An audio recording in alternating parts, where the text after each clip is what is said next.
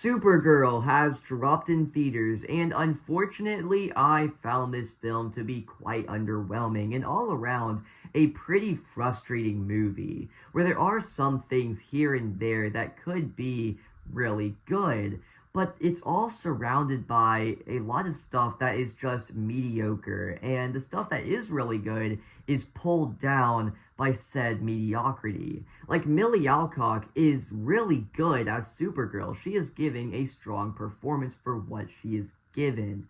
Unfortunately, she is given very little to work with. And the character of Supergirl is very complex and interesting, and you get some of that complexity within Millie Alcock's performance. But there, you really can't get all of that because it's so underwritten, and when it does try to explore some of its concepts or ideas, or attempts to have an emotional core, it never gives it any room to breathe or us to really sit with any of it. So by the time you get to the end of the film, everything it tries to do, it fails at, and it just comes off as half-baked and unsatisfying. This movie is only an hour and 48 minutes, even less when you take out end credits. And with that runtime, it moves very quickly. And like I said before, it never gives anything the room to breathe. So it all just feels so hollow. It feels like nothing. This movie should have been like way longer. I almost want to say like 20, 30 minutes longer, because I do feel like if it had that extra time, it could have let us, just really sit with and given us the time to explore these characters, to explore this take on Supergirl. This is a film that's dedicated to Supergirl, and yet I feel like I have learned nothing about this take on the character. I honestly feel okay, so remember in Superman last year, that scene with Supergirl in the post-credit scene? I feel like I learned more about this take on Supergirl from that one scene in Superman than in her entire movie. I feel like it was more effective in that one scene to show her character than it was in this whole movie, where they could have done the work to actually explore the complexities of who she is as a person. And one thing that I think is really good in this movie, though, is when you do see Supergirl and Superman interacting and you get to see the contrast between the two characters. I think that is really, really good. And this movie also has a supporting cast that is just underutilized. Like, Jason Momoa as Lobo just felt extremely underutilized, and when he was on screen, he was pretty cool, but he was never utilized enough to where he left an impression. And you also have this other character where her family is killed by the main antagonist, who is also very forgettable.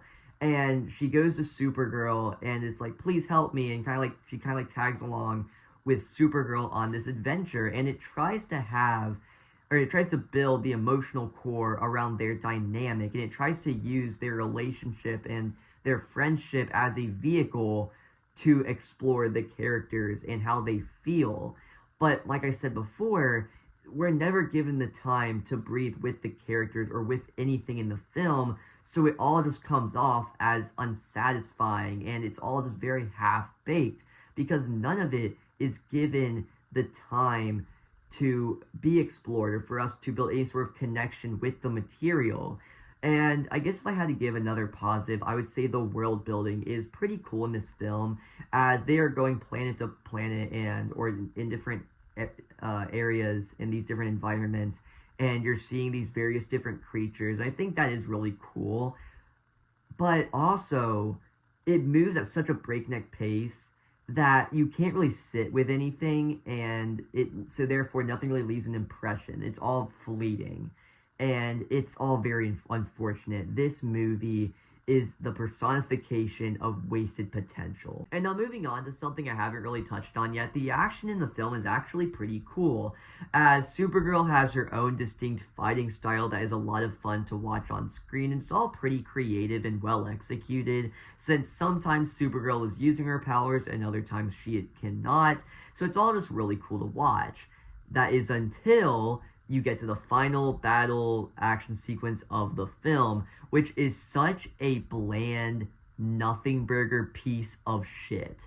Because, okay, number one, visually, it is so bland. The CGI is atrocious. But then, the CGI wouldn't even be an issue if there was actual stakes or tension within the sequence. But there is just not. You just do not care, because the film does not do the work to actually get you invested whatsoever.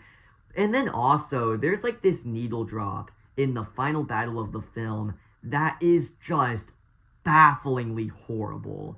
So the final action sequence just fails on every level. On a visual level, it is uninteresting.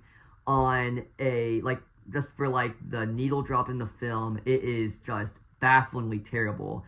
And also, there's no stakes or tension or emotional core within the sequence because it doesn't get you invested, so it all just feels so hollow. Just bafflingly terrible. But if I had to give it, let's just, okay, let's leave this review off on a positive.